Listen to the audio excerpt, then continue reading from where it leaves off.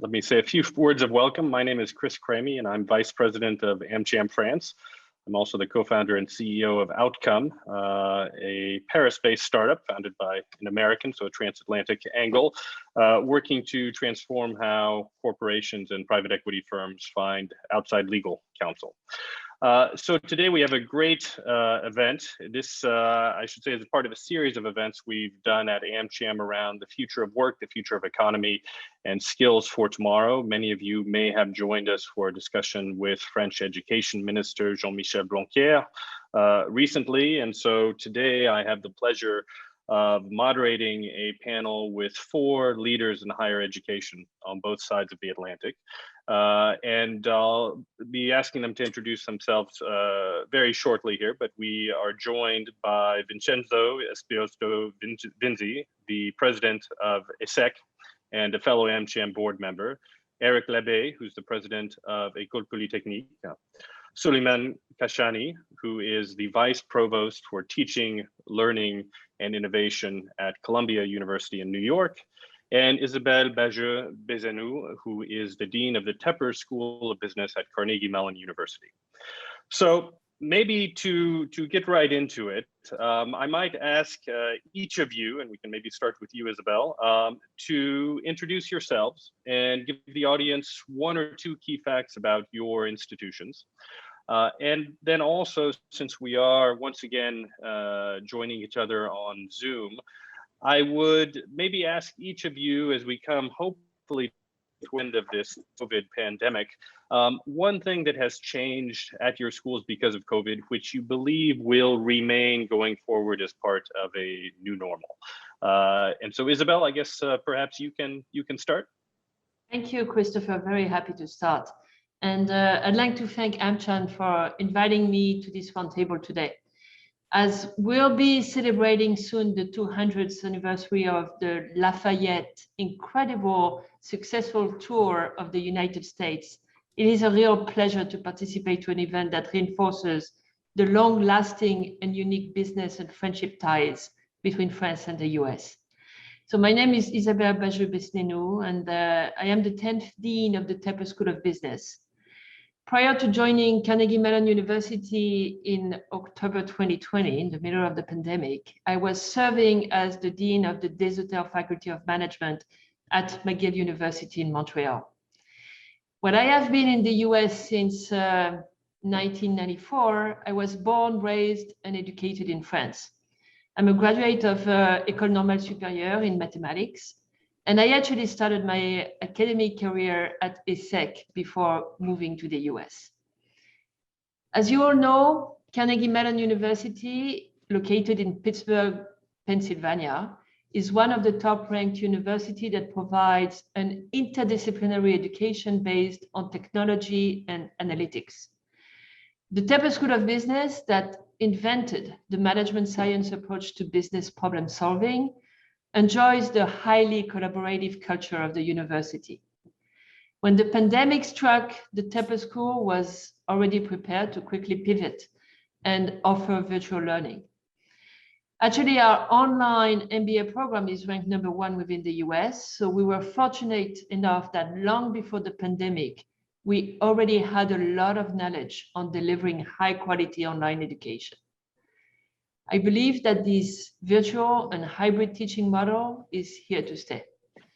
We have discovered that some of our events and courses actually worked better in a virtual environment, and we're more inclusive to our broader community. Now that we've turned the corner on the pandemic in the US, we are reviewing what worked well and what can be improved on. There are many lessons we have learned, and we will use those to shape how certain programs will be offered moving forward. Great. Vincenzo, perhaps I can ask you to introduce yourself. Thanks so much, Christopher. And I'm as delighted as Isabelle is and the other panelists to be part of this conversation. Thanks so much, AmCham, for organizing it. Vincenzo Vinzi is my name, Dean and President of ESSEC Business School, which is a leading European business school created in 1907, which has now become, I dare to say, a world school with campuses in France, but also in Singapore with ESSEC Asia Pacific, and Morocco with ESSEC Africa. And since 2019, also with a digital campus, which we call Augmented Digital Campus, which is not simply, I would say, a learning platform, but is a campus as a whole, where our intention, our ambition, and is really to provide the ESSEC experience through this campus. So we can actually say now that we have 5 campuses as a whole. I am myself an academic as a professor of statistics and big data. I got my PhD in the University of Naples, Federico II, which is close to my home island of Capri. And I know that when I say Capri, of course, there are many smiles on the screen. But I joined ESSEC. I moved to Cergy from Capri, very similar letters and different environments, in 2007 as a professor, and was elected Dean of Faculty in 2011, and then appointed Dean and President in 2018. I am an Italian, the name, the accent are clear, but also very proud and honored to be a French citizen for about a year now. Now, one thing that the COVID has changed, well, difficult but also simple to say, well, it changed literally everything. I exaggerated a little bit, but I would say that it has accelerated everything with impact both in the way we teach, but also I would say in the way we work as a whole, not only in terms of teaching, but also in terms of the whole ESSEC community, with totally renewed ways of using the digital, even though we are now aware that digital is not a panacea as a whole, and in-presence interaction clearly will always remain very important.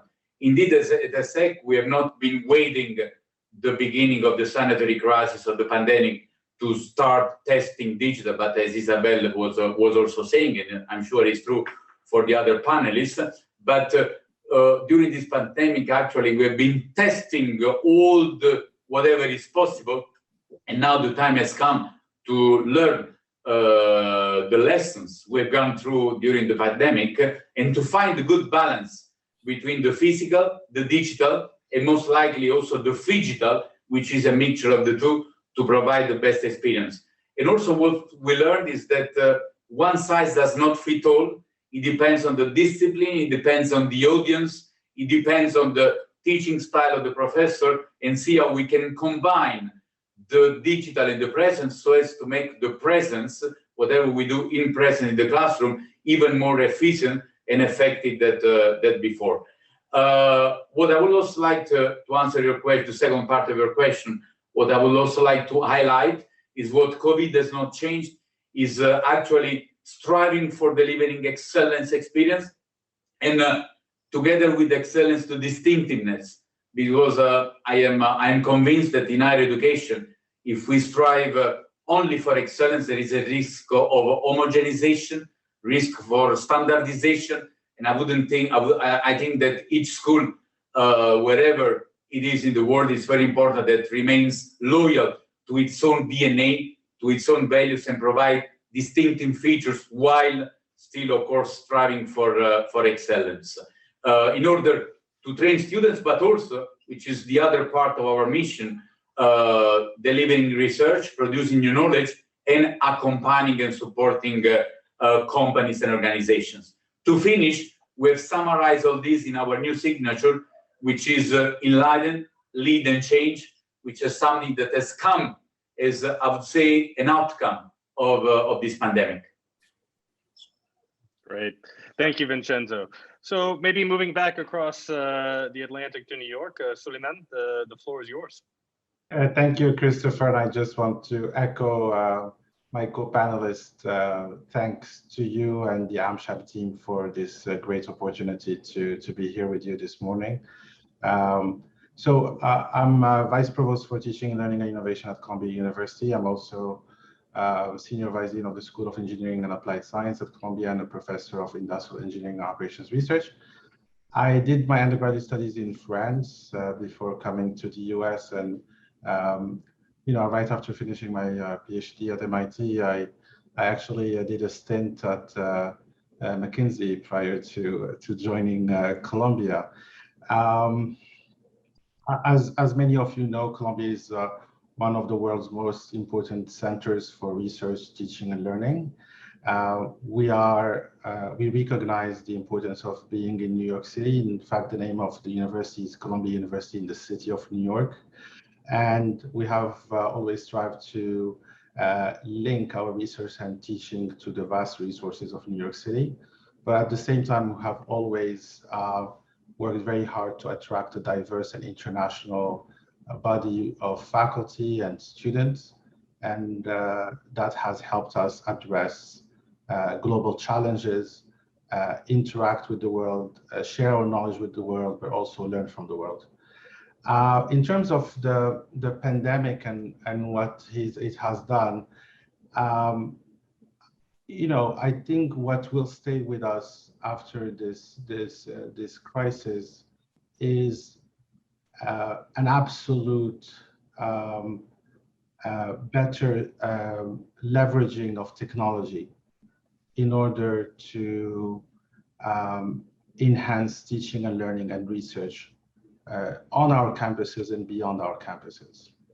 Our faculty have been forced to learn how to use technology and how to not only offer courses last spring in a few days, moving from face-to-face to online.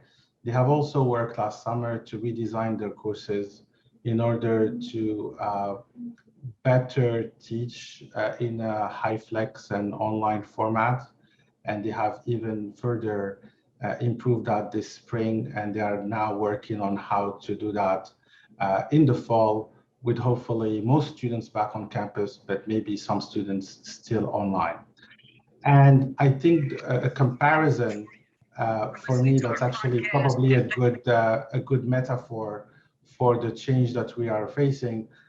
We moved from using chalkboards to using transparencies. And then we moved from using transparencies to using PowerPoint in our teaching. And I think right now what's going to happen after COVID is we're going to move from using PowerPoint to using video and asynchronous content and flipped classrooms and active learning. And that actually is going to enhance our teaching and learning at our universities. Great, thank you, Soliman.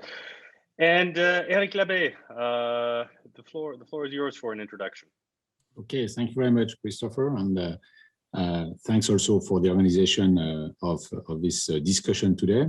So I'm Eric Labbé, and I'm the chairman of the board and president of École Polytechnique, but also of Institut Polytechnique de Paris, as you can see behind me, because we are also building an institute around École Polytechnique, as 4 other engineering schools are joining, and the 5 of us are building, and the 4 others being ENSTA Paris, Télécom Paris, Télécom Sud Paris, and ENSAL Paris, to somehow reach 10, 12,000 students together. École Polytechnique itself, founded in 1794, so military since 1804, has been in the long tradition of the engineering schools, but has opened also to many new courses, and that we are doing also with our friends at Institut Polytechnique de Paris, from bachelor to PhDs. So the ambition is to continue to bring all the different training programs that are relevant for development. Highly international school, 40% international students, 40% international professors. We are in most of the ranking, we're always in the top 2 or 3 in general, but also in particular, we are considered the most international institution in France by some of the ranking institutes.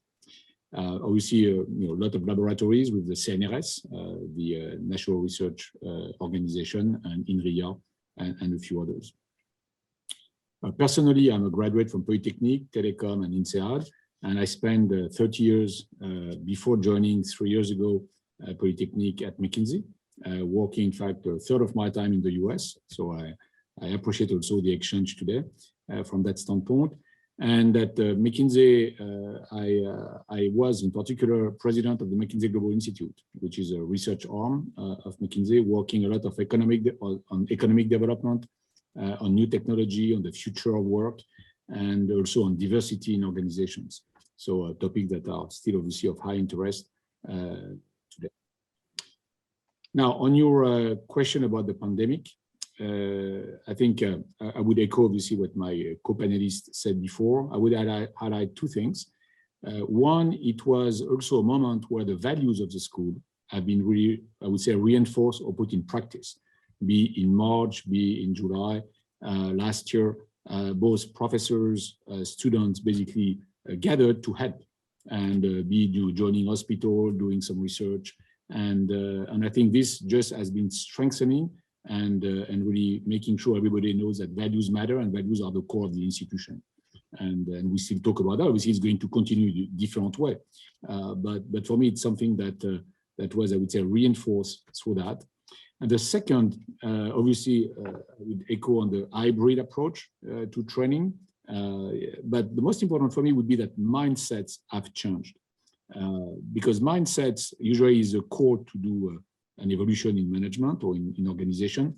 And here I think that everybody has seen that things are possible. There are many discussions I could see in the previous years. People were saying, no, it's not possible, it's not possible, it's not possible. And here somehow it was implemented in a week because it was mandatory to do it. Again, now the question is going to be between what is possible and what we wish to implement. Obviously, we have now more time to determine that. But the mindsets have evolved, be on the professor side, be on the administration side. And I think this is going to in fact, has created innovation. And now this new digital, phygital approach, I think now people are just saying, yeah, let's define what we want to do. And we are continuing obviously to invest. And the last point I would highlight also is that evolve also more maybe on the administrative side, the management approach of the different services, because before it was really, let's be together somewhere. Now it's, people have learned to manage people anywhere in the world, which is classic in companies, less classic in education institution. So just a few thoughts on that point. Great. Well, thank you, Eric, and thanks to all of you. I think you've touched on a number of subjects which we'll come back to during this afternoon or this morning's discussion, depending on where you are sitting. For those of you participating in the webinar, we will go through 4 themes over the next 40 to 45 minutes here. Feel free to ask any questions you have in the chat or on the Q&A on Zoom, and I'll keep an eye on those. And I know I speak on behalf of our panelists when we say we'd certainly be happy to have any questions you might have. So the first theme we're going to touch on is really the central one on preparing students for tomorrow's economy. And so as we look at technological disruption, innovation, social change, and how it's impacting our lives and the global economy, from business leaders and executives to line workers, everyone is going to need to be equipped with new skills. It will impact what we do. It will impact how we do it beyond the educational realm that we've just gone over in the introductions. Last year at AmCham France, we put together a white paper with a number of our members and member companies on the future of work, which explored this theme. And I know our members are anxious to engage with leaders in the higher education community to talk about how we prepare our future employees and future leaders for these challenges. So Isabelle, I might ask you to kick off the discussion, and then Eric, perhaps you could chime in afterwards with some feedback from your perspective. But how are universities preparing students for this new economy? What are you hearing from maybe on-campus recruiters or companies with whom you're interacting and engaging? And where do you see the biggest gaps and opportunities? Thank you, Christopher. So clearly the pandemic has tested and proven what is possible in terms of remote work and learning. I believe we were pre-COVID already trending towards a more remote workplace. But the pandemic accelerated this change for businesses and clearly for universities alike. Universities typically move slowly, much more slowly than businesses. This crisis has forced higher education to reinvent itself overnight. It was a huge shock, but I believe it will make us collectively stronger and more agile, which is incredibly important. The hybrid learning formats we've implemented over the last year are here to stay, So we must remain flexible in our delivery.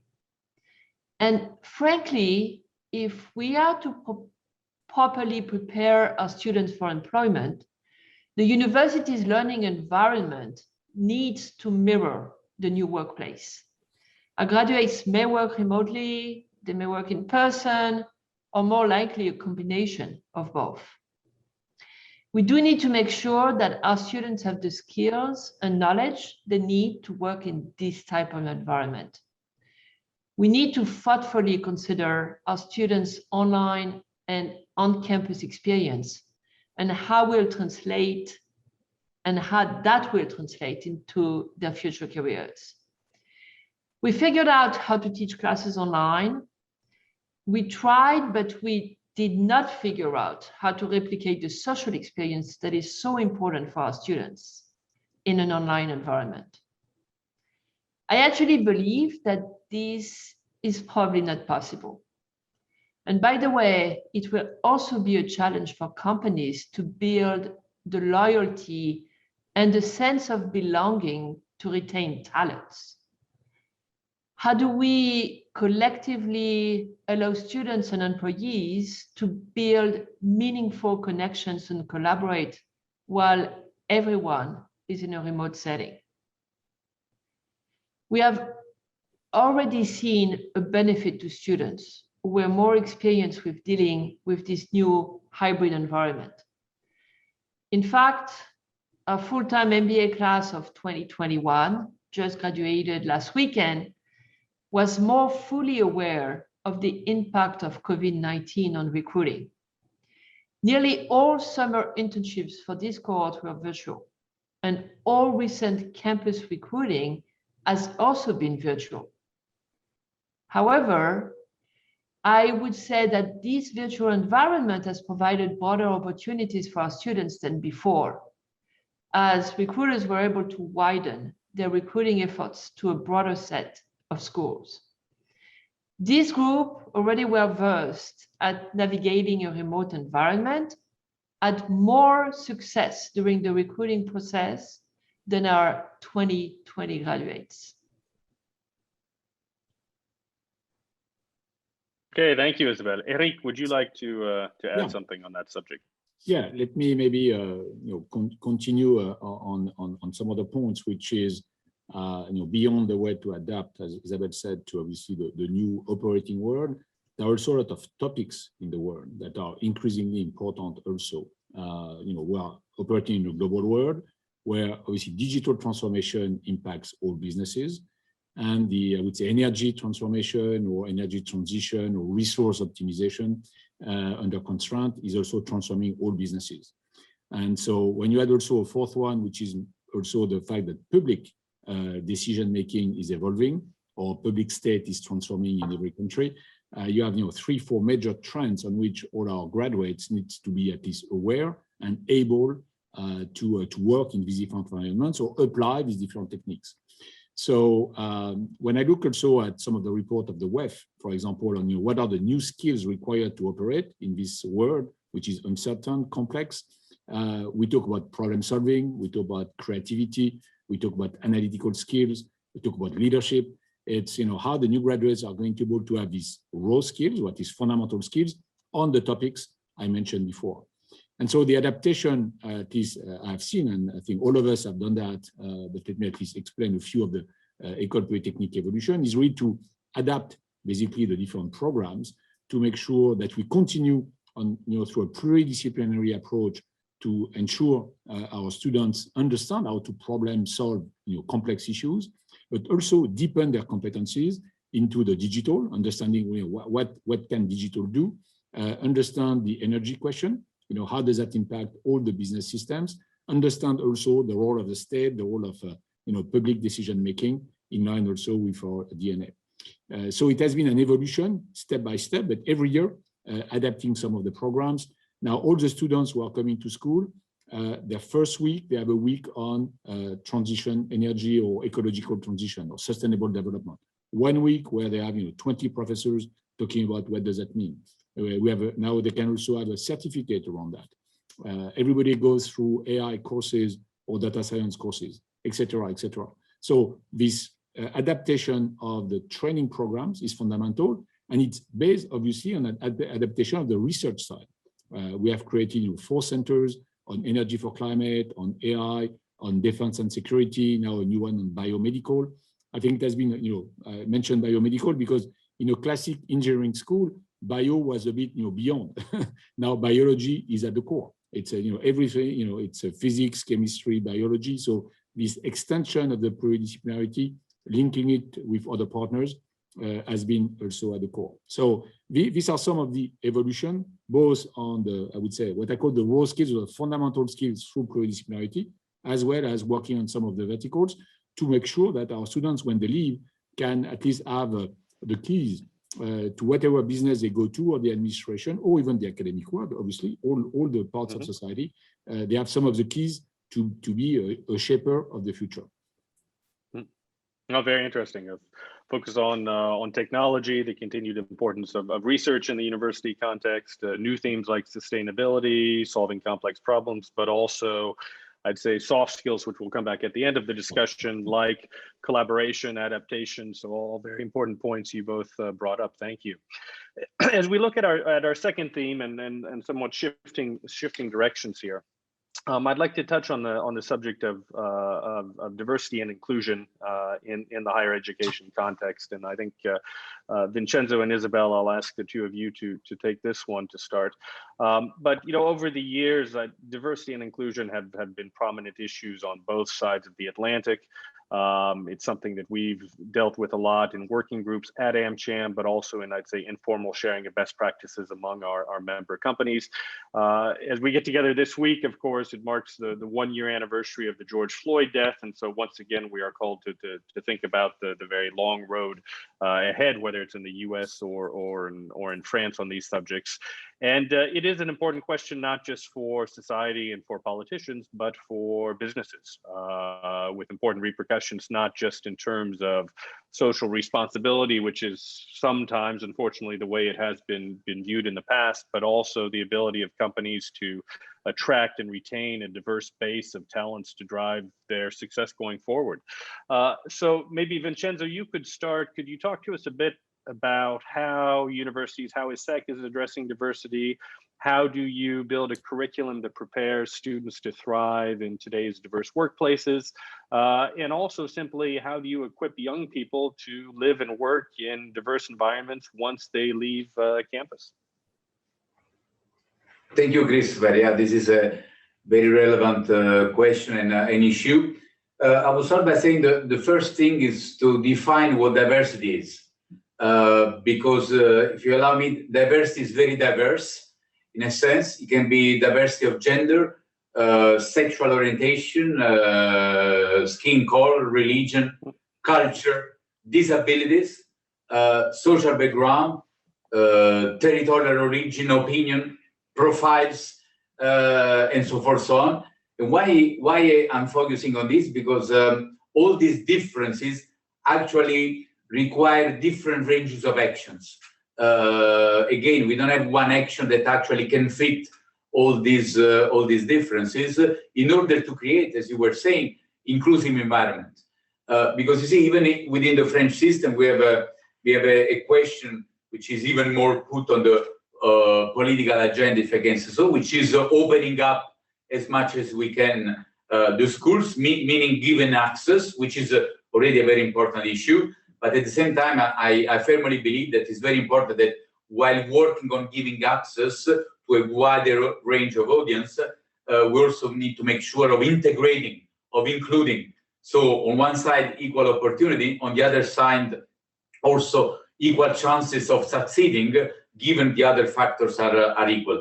So it's not a matter of putting different groups side by side, but it's really a matter of creating an inclusive environment, having an all group all together.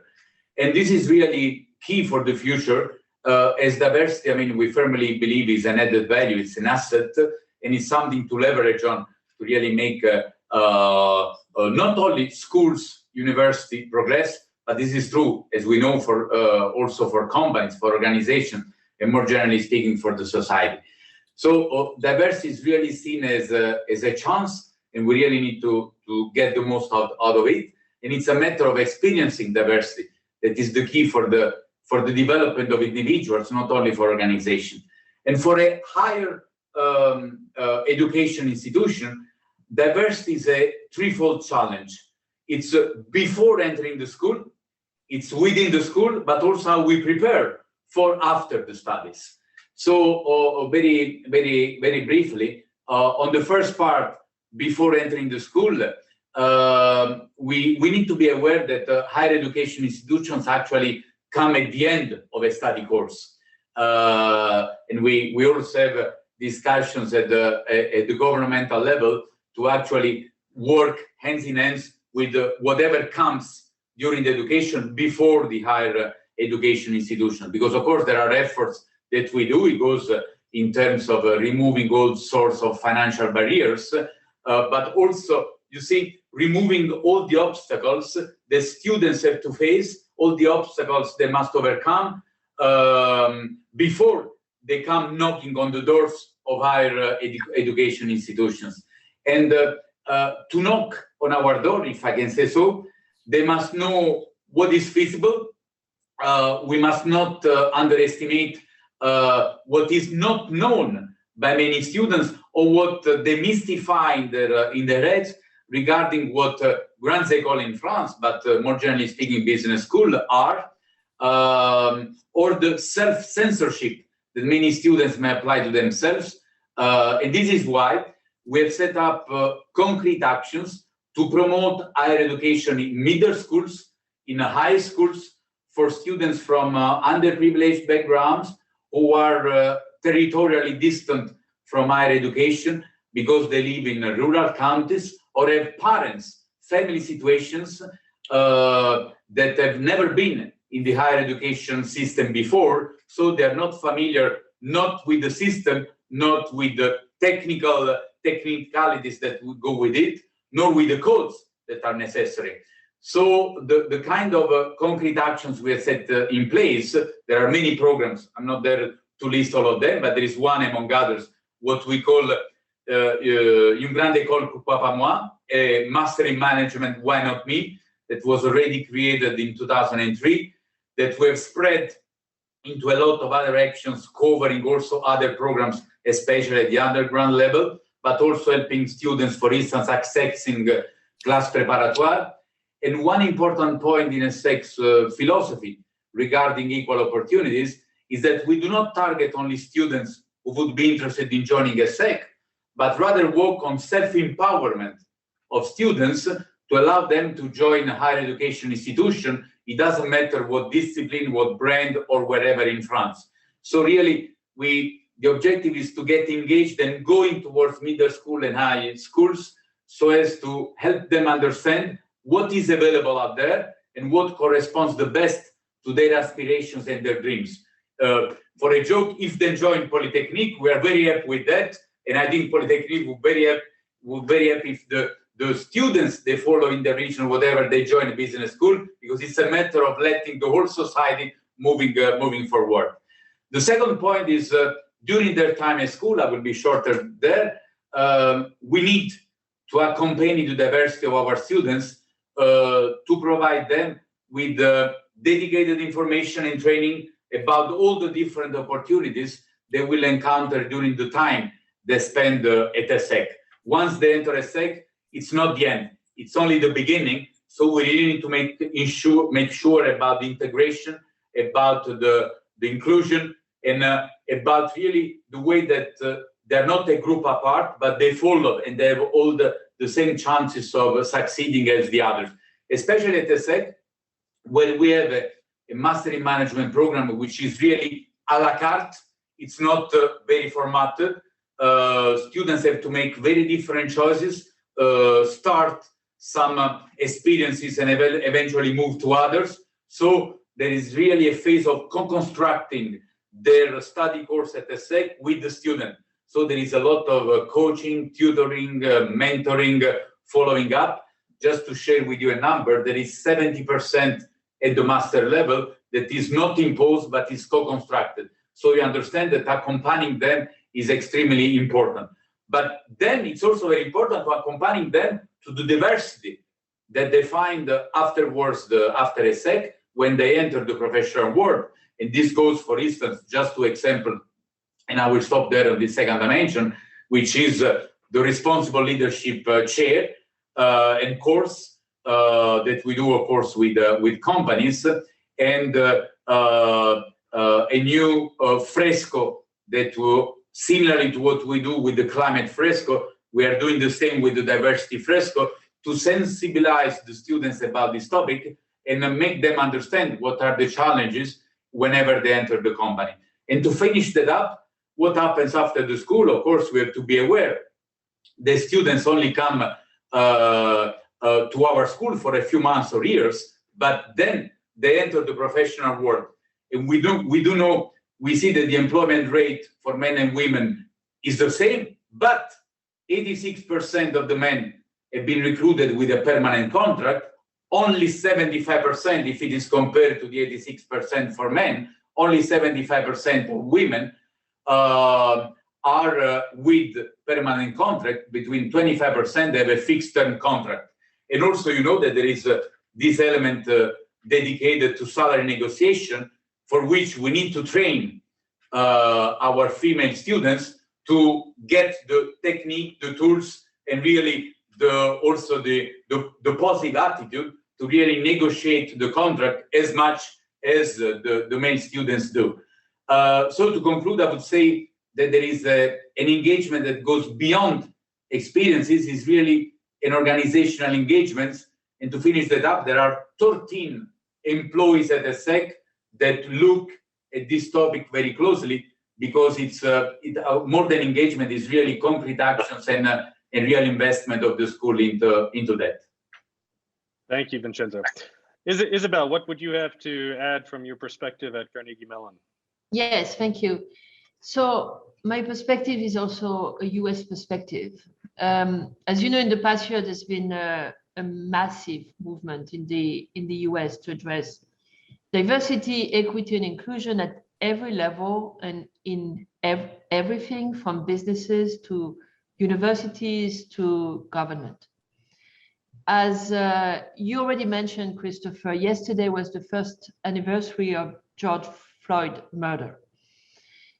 As a nation, the US has had to come to reckoning over the past year with a long history of systemic racism and lack of opportunities for underrepresented groups. Now more than ever, universities and companies need to show a commitment to diversity, not only because it is the right thing to do for social justice, but also because all the data and research already prove that diverse teams perform better to everyone's benefit. For example, contrary to France, you probably know that the US has no quota for women on companies' boards. And the latest statistics is that 20% of directors are women.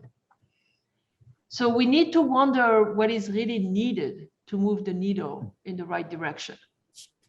As Vincenzo was talking about, the pipeline from middle school and high school, which is very important, I also believe that universities have a responsibility to be able to provide businesses with a diverse body of talents. In business schools in particular, as we educate the future senior leaders, we have a deep moral obligation to ensure that students learn the behavioral skills they need to work with all types of people, regardless of race, gender, or background. I do believe the importance of these soft skills is at least equal to the fundamental analytical skills we're teaching. With remote work increasing, it will only increase our exposure and connection with people from different cultures, races, and backgrounds. When I joined Tepper, I recognized the need to attract a more diverse body of students and to increase the number of women and people of color on our faculty and staff. So we're putting together a very aggressive strategic plan that will define what will be the specific actions we will take.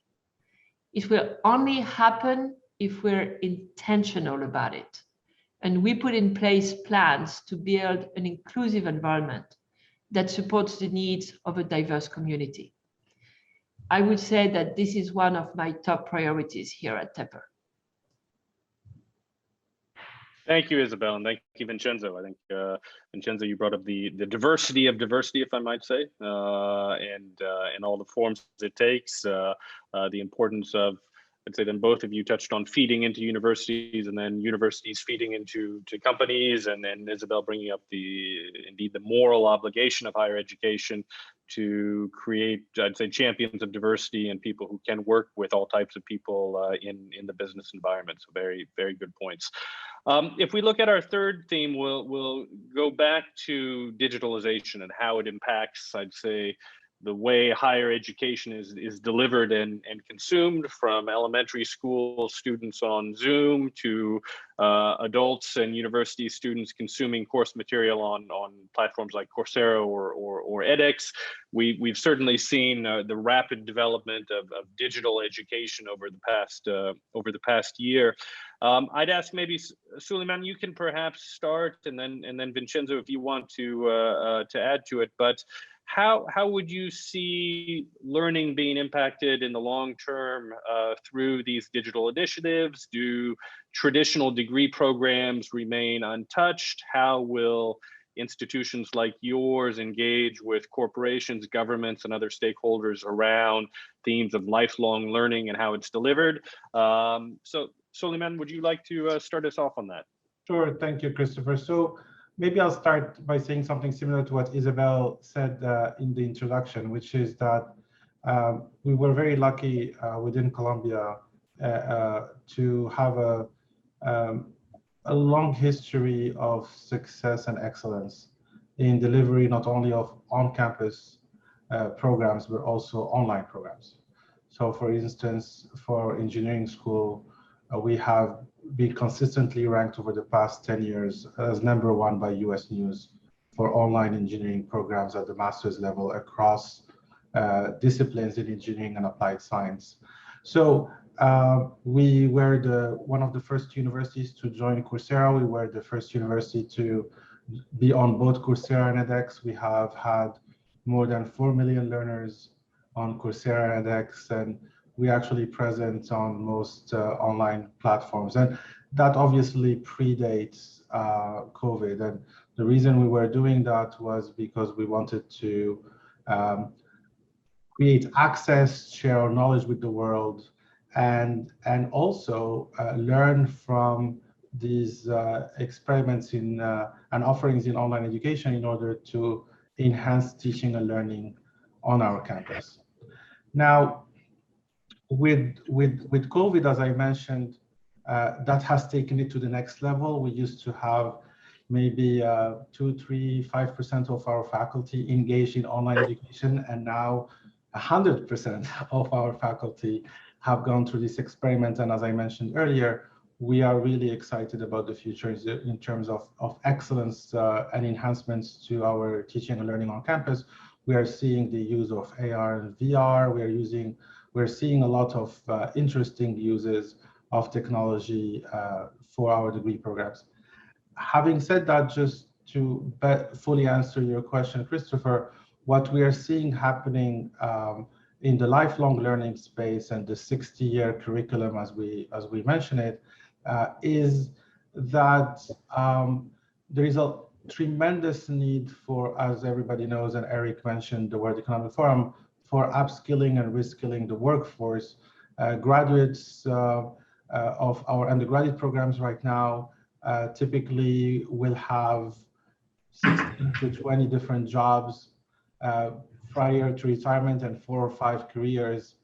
And I think what we need to do is to change the social contract we have with our students when they come on our campuses, to say that the relationship you have with us at Columbia is not just the 4 years of undergraduate or 2 years of a master's or the 5 years of a PhD. It's a lifelong relationship where, in addition to the degree program that you'll be getting on our campus, we would like you to remain connected and to consume content, mostly online, but sometimes hybrid, and from time to time, low residencies or short residencies in our campuses. And what you get from being a graduate of Columbia is really a lifelong learning experience, not only to refresh your knowledge on certain areas or to learn about new areas that did not exist back when you were a student, but also if you have a passion for a topic, you would be able to explore that. So what we are actually have started as an initiative is how do we make not only Columbia Engineering, but all of Columbia available to an engineering alum throughout their careers. And that is something that will not only help our alumni base, it will also help all practitioners in industry and us being able to reach lifelong learners. What we have seen during the pandemic is an acceleration and a growth in terms of consumption of short content, short courses, executive education courses, not degree programs, not long certificates, and learning about skills. And there, I think we can do more. And again, with our faculty being engaged in online education in an unprecedented way, we are certainly going to be leveraging that to offer short courses to our alums, but also to the workforce broadly. And so that's something that I think is a great opportunity for all of us, not only to engage with industry, but also to create more links that can have very positive externalities, like research collaborations with industry, having industry recruit our students. So we see this foray into professional education and lifelong learning augmented and accelerated by online as a tremendous opportunity post-pandemic. Great, thank you very much. Vincenzo, do you have something to add on this theme? Yes, thank you, Christopher. I fully agree with what Suleiman was sharing, and just to add a few elements along the same line. I mean, we are facing something that is quite new and challenging for business schools, but for higher education as a whole, which is preparing our students for jobs that either do not exist or are significantly evolving. So it's becoming more and more difficult to provide what I like to call future-proof education, but that's indeed what we have to provide. What does it mean? It means that the demand for new jobs actually goes with the demand for new skills. When I say new, actually, it's that those skills evolve and will evolve since also the very beginning of the professional careers of our students that become graduates. And for us as academic institution, there is an increased risk of a quite rapid obsolescence of the knowledge that students acquire in our schools. And what does that lead to for us? I believe there is a stronger need. This has been said a little bit between the lines, also in answering to other themes that were putting on the table, Christopher, the need for multidisciplinary profiles, hybridization of competencies, but also, I would say, hybridization of mindsets. You see, I firmly believe that we need more and more leaders that are hybrid, polyvalent, not only in the skill set that they have, but also in their mindset, being able more and more for whatever a business school is concerned in opening up management and not waiting for our students to acquire skills in other disciplines, for instance, management and engineers after they come out of the school when they had another diploma. But we have more and more, I believe, a societal role to play in letting them acquiring a part of the skill and competencies, but also opening up their mindset in order to be hybrid leaders in terms of being able to talk and collaborate with different actors already while they are at school. So this has a big impact on the format of our programs, but also on the content of our programs. Is both on one and the other.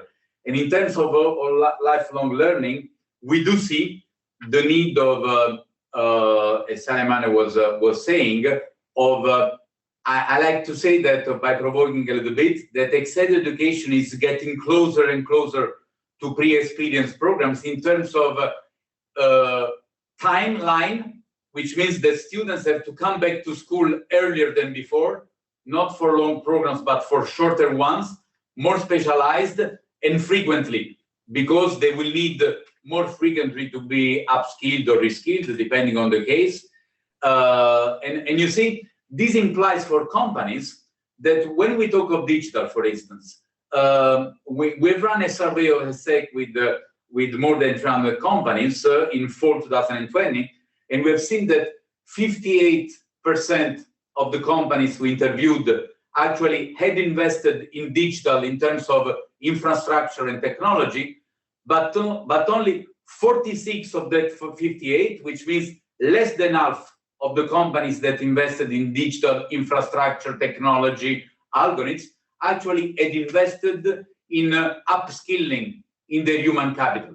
And I think this is not sustainable in the long run, because I mean, investing in digital without following up with investment in human capital and in the upskilling is, I don't think will make those infrastructure investment successful.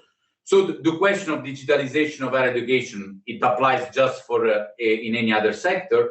And the question for us is what training for what leaders. So when opening up the management, it goes to environmental issues, and Enrique already mentioned this topic earlier on, but the social issues as well, and the economic business issues are very much interrelated. If you look at the Great Reset plans, it doesn't matter whether it is in France or in Europe or in US, they try to articulate the three agendas: environment, social, and economic. And the three are not independent. Now, what does that mean for us? It means that when we train leaders in the business field, we cannot train them only with the economic and business perspective, but the other two items of the agenda, environmental and social, they need to be embedded somehow in our courses. Those topics cannot be left any longer to specialists. They need to go also in a generalist program, master in management, very generalist program, but those items of environment and social need to be included into that if we want to give a chance to the just transition to be really success. Great. Well, thanks to both of you for those responses. I think some fascinating insights there. Suleiman talking about the change in the actual social contract between universities and their students, the themes of lifelong learning, a broader ecosystem of interactions with companies, public sector actors, etc.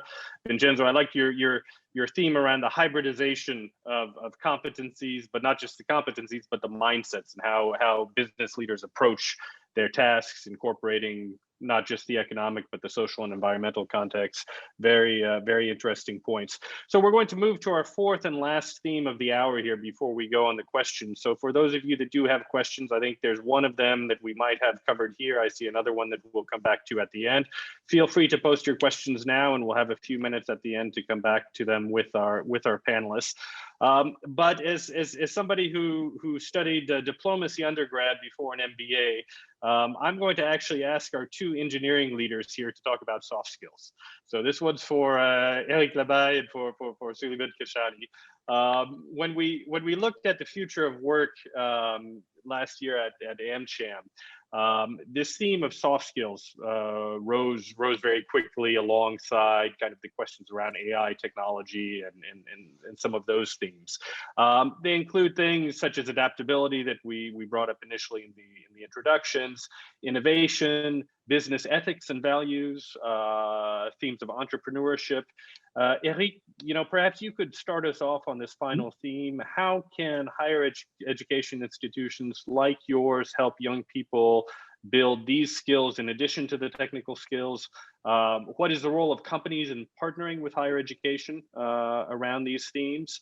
And then maybe we could have you also touch on, Eric, you've lived and worked on both sides of the Atlantic. Suleiman, same for you. What differences maybe do you see between the student bases that you see on a US campus versus a campus here in Europe? Eric, the floor is yours. Yeah, great. What a question. And so we start another hour of discussion. No, so let's be maybe focus on a few things. So fully, this topic of the soft skills, in fact, if I look at the engineering skills even more broadly, has been on the table now for a few years. Even at École Polytechnique, there was a first reform a few years ago on this. And the way I think we look at it is to discuss with the students how to have impact. Because most of them come with, a strong, let's say, IQ-focused view of the world in terms of, if I solve an equation, I'm done. And in fact, the most important is to understand that you just start when you do that. And if you want to have impact in the world, it's a question of IQ, it's a question of EQ, it's a question of RQ, emotional, relational quotient. And it's how you inspire, how you lead, how you get others to work with you, or you work with others. To solve a problem and make the society progress. So it's really this question we're trying to, I think, solve, improve. And there are a few axes we're working on. Some of them exist for a while, some of them are new. The first one, which is maybe from the history also of École Polytechnique, which has been broadened, is the fact of putting our students in a situation of responsibility. It was historically the military training, a year as a military leader. And in fact, you are confronted to a slice of society. When you're in the army, you are not anymore with your fellow students preparing an exam, but you are facing society. And here it's a way of saying, how do I have impact, or how do I lead people who have, who are different from me, who are representing the society. And this, we have expanded it now, not only to military, but to social work. And so there is a big element of immersing the student into, I would say, the real society and get some work done in a role of responsibility. Can be, training some people, responsible of a group. And this is, I would say, a proof by doing of, this is where the work is going to be later. So that's one axis. Close to that, the classic internship. And this is obviously where companies play a role, but also research play a role. And so we have increased the type of internships, or diversified the type of internship that we propose, or in fact impose to students. Saying, yeah, you will go a few months in companies, but let's also look at research, and let's do a research internship, because it's a different way of working, it's a different way of approaching the problem. So again, diversity of internship. I would add mobility, because there is obviously a multicultural element. We talk about globalization of global environment. How do we ensure, even if on campus we have 40% international students and professors, so it's already a first, I would say, exposure to multicultural. How do you basically learn? And obviously we have a lot of partnership. Colombia obviously is one of our key partners on that, but with a few others in Asia, in Europe. And how do we ensure all students have this mobility? Because learning, working in a different environment when you are young is critical to understand how the world is made of, or is working, and therefore give you an evolution of your mindset. Fourth element I would add is around entrepreneurship and how to learn that the world is not only big companies or institution of education, but also it's how do you creativity. We talked about that before in terms of the skills required today, and this is now mandatory. A piece around understanding exposure to entrepreneurship beyond classes, projects, and so on. And I would close also with this teamwork as a fifth element, which has been increasing over time. Going from education where the student is doing what he has to do by himself. Now you have 30–40% of the work is done in teams. I think business school have been doing that for many years. I think engineering school are increasing this, maximizing the diversity in the team. A lot of your GPA now is linked to teamwork, so it's not only your exam, but also it's teamwork. So you need to succeed as a team, and this is also where companies play a role, because when we have some of the scientific projects, Some of them can be with R&D of companies, some of them are with the administration, solving public policies issues. So again, broadening the mindset, but working in groups with different skills and then succeeding, making something happen. So these are the avenues, I would say, and we're moving along on these 5 avenues to ensure students, understand, learn somehow how to have impact in society, and they are more ready beyond their technical skills or raw skills into, being an actor of society. And great, thank you, Suleiman. Maybe to augment what Eric said, I'm going to contrast our undergraduate and master's program at Columbia Engineering. And I will explain why that contrast actually will really help answer the question you posed, Christopher. So at Columbia, 80% of our undergraduate students are domestic. So only 20% are international. Versus at the master's level, at the School of Engineering and Applied Science, 80% of our master's students are international. So it flips.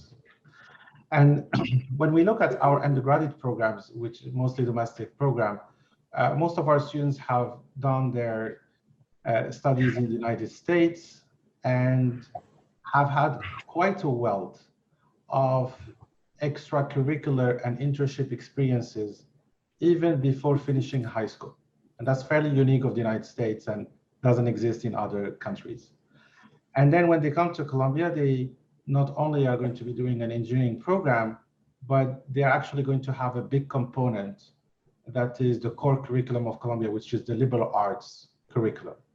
So even though they are engineers, a third of their curriculum is actually in the liberal arts, and that's a distinguishing factor when you come to an engineering school within an Ivy League. And then throughout the 4 years of undergrad, because of the ABET accreditation of engineering programs, there are lots of opportunities for project-based learning, experiential learning, service learning, learning by doing, lab-based education, in addition to a wide set of extracurricular activities and internship opportunities and global opportunities. So what we started seeing about 15 years ago is from a soft skills perspective, our undergraduate students are doing extremely well. However, those master's students we attract into extremely selective programs who are the best students from around the world are struggling on the soft skill side. And the duration of the program, 1.5 years or 2 years, is a little bit too short to make up for a lot of the lack of soft skills that some of our corporate partners were highlighting. So we started 15 years ago by developing comprehensive set of professional, career-oriented programs, even 3 months before the students arrive on campus, the master's students, and they continue to do throughout their masters to prepare them well for what comes next. But then we realized that while we were actually very successful at placing our students in full-time opportunities, that helps them with the first job.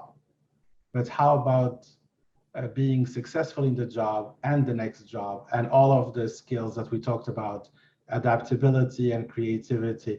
And so as a result, 6 years ago, we established a program within Columbia Engineering that is quite distinctive. That's called the Professional Development and Leadership Program. It's a required program for all of our master's students, now also for our PhD students and even undergrads, but we started at the master's level, and it's a really comprehensive program that's not only focusing on career preparation, but also communications, written and oral, teamwork, leadership, followership, entrepreneurship, design and innovation, ethics. And it's really 20% of the time of the students while they are in their master's program This is a required curriculum, again, that starts 3 months before their arrival. And that is so important. There are lots of core courses and required seminars that are involved in the program, but there is a wealth of electives ranging from life management to healthy cooking, professional etiquette. So we have developed a vast array of such workshops. Every semester, we run over 400 types of such workshops with a lot of involvement of our alumni and industry partners. And 99% of our students, 99.6% of our students recommend PDL, as we call it, Professional Development Leadership Program, to their peers. And that has enabled us to take the high IQ folks that Eric said, who are great at mathematics, and really forcing them to look at the world differently and getting them throughout their career to adjust to a new mindset, to a global mindset, to the US, to a different work environment, but also equip them with the skills that not only make them successful for their first job, but for their second and third and fourth, etc. So, and we have seen that, in STEM areas, and engineering being obviously a key element, those skills are very much lacking, and there is quite a bit of work that can be done there. Very, very interesting insights, Eric, from the move, I guess, in terms of broadening the traditional military experience to the social sphere, diversification of internships and everything that goes on off campus, and then Suleiman talking about everything that you've brought into the actual curriculum at the graduate level, which is fascinating. I do have to ask though, Vincenzo and Eric, do either of you have wine tasting in your curriculum? It's organized by the students, in fact. So I don't know, Suleiman, if it's in the curriculum or next to the curriculum, but no, we have wine testing. We have a strong association of students on wine testing. It's one of the pillars of the school. It's one of the shared transatlantic values between France and the US, we'll say. So it brings us to the end of our 4 themes. In terms of questions, we had one on helping students develop emotional intelligence, which I think was covered quite well in the last discussion. We have one very specific one, which was actually geared towards you, Eric, but I think others you may wish to chime in, which is on quantum computing and the role of that specific technology as we look forward in your curriculum and more broadly speaking. Yeah, at least I can say something. I'm sure Suleiman also can. But on quantum computing, I didn't mention it because we're in the process. I mentioned 4 centers. We have a 5th one we are developing right now on the full Paris-Saclay cluster, in fact, with Paris-Saclay University, with CER, the National Research Center on Atomic Energy, etc., CNRS. So we are developing a quantum computing center because we have forces everywhere, and we want, in fact, to double, strengthen what we do there. So it will be the 5th one later on this year. And we have developed a PhD track on quantum computing. So now we are really focusing and increasing the master's, PhD track, and the PhDs. And finally, it's an option also for 3rd-year student to do some specialization into quantum computing. So definitely it's part of the broadening I was mentioning before on technologies. With also a strong support from the French government, because there is a quantum computing, I would say, the president of the state came in January here to launch the quantum plan for France, with obviously some financing, but very focused on training and research. Okay, very good. Would anyone else like to say something on that question? I mean, similar to Eric, we have a great collaboration between the natural sciences, particularly our physics department, and engineering, applied physics, computer science, and electrical engineering in quantum computing. And similarly, we have a PhD track, and we are going to be launching next year a master's program in quantum science and engineering. And of course, this is a very important area.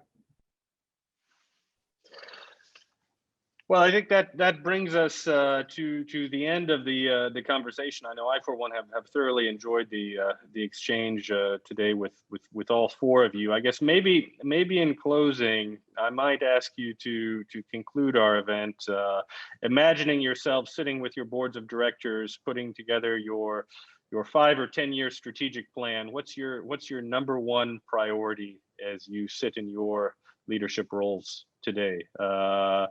I won't pick on anybody. Maybe one of you would like to start. Real short.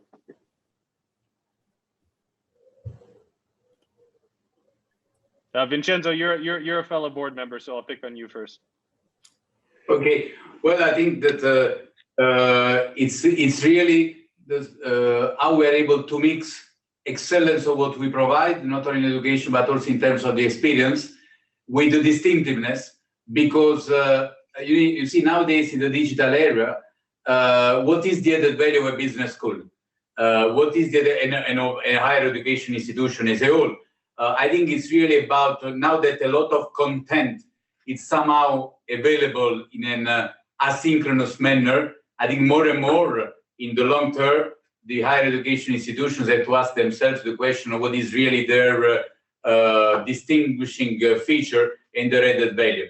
And I think that it's really about living an experience that is multidisciplinary, that is multicultural, that is in close contact with companies and organizations, that favors creativity and learning not only knowledge and skills, but also the know-how, what in French I like to call the savoir-faire, and the know-how to be, the savoir-être.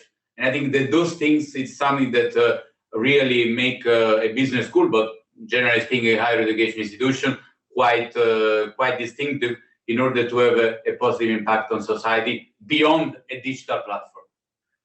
Great, thank you. Isabelle?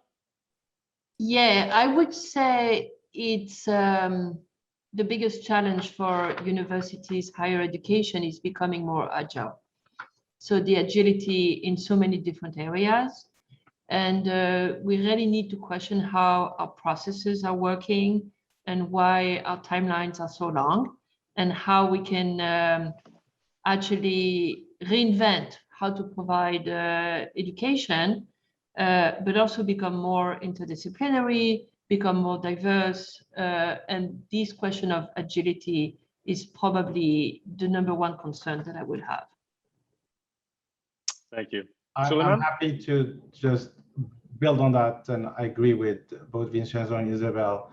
I think we have to think very carefully about the university of the future, what that digital university looks like, and how we can create agile and also resilient universities for future pandemics, and how we can ally the physical, which is very important, having more physical infrastructure, more buildings to be able to do more and better things, with the digital, and focusing, of course, on impact, on how we can make the world better. And again, these are obviously learnings from the pandemic, how we can use what is being produced in universities to fulfill our missions and to make a positive impact on humanity. Eric, a word of conclusion? Yeah, at least I support obviously what was said before, and we living the values and impact on the world. If I go back to your question, somehow here we are, one of the key elements is to get the Institut Polytechnique de Paris to work. French education is under, I would say, evolution, with some institutions getting together. So when you think about 10 years from now, it's how do we get the 5 schools to be more visible? The idea is obviously to get institutions that are, have a stronger, I would say, footprint, and getting it to work, getting it to continue to live the values of the schools, and increase visibility, increase funding, to continue to push in the research along the themes we mentioned before, to provide solutions to society. So there is really the strategic plan is really focused on that, and in partnership, obviously, with many of our colleagues around the world. Great. Well, Isabelle, Suleiman, Vincenzo, Enrique, I'd like to thank you on behalf of AmCham. It's been a privilege for us to have leaders of 4 of the world's top universities debating this tremendously important subject for our companies and our society as a whole. And so we hope to have you back soon and continue the conversation. Thank you very much, and thanks to all of you who attended with us today.